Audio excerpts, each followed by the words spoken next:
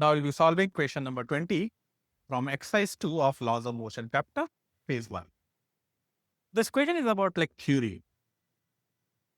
Now a body is placed on a rough inclined plane of inclination theta. Let me place it like here.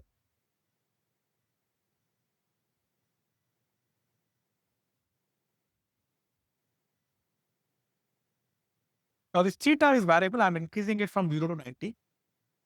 If I'm changing the theta, obviously the normal direction as well as the friction will be changing in this case. The contact force between the block and the plane. Now, as we have already discussed, when it comes to the contact force, that is equals to under root of n square plus friction square. And the behavior of friction keeps changing. Like it's static sometime and then it becomes the kinetic. So there are 4 options about the contact force. We have to check which is the right one. Okay. Let's solve it. F query, tilted one. So G is acting downward. This angle is theta. So this is also theta. So we get mg sin theta and mg cos theta, normal direction and friction.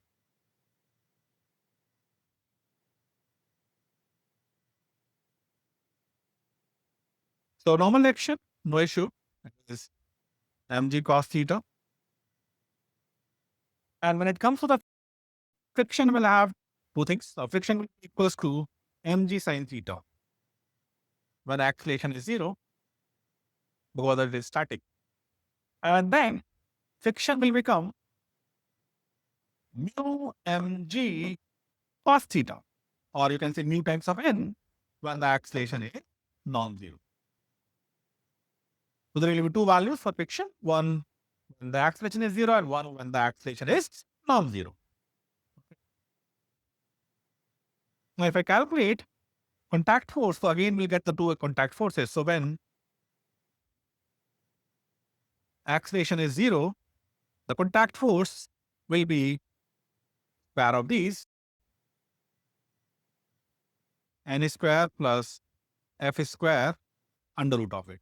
We calculate that, it will come out to be mg. Because sin square theta plus cos square theta will become 1. So as you can see,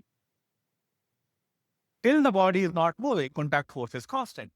Till the body is not moving, contact force is constant.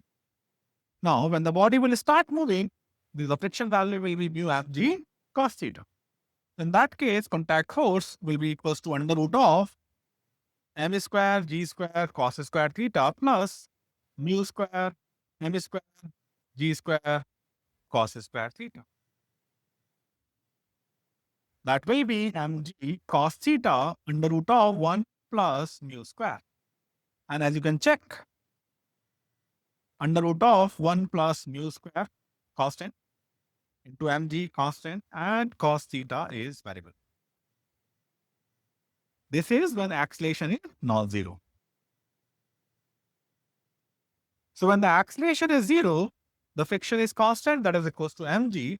And when the acceleration is non-zero, the friction is depending upon the cos theta. And as we know, when the theta is increasing, cos theta decreases.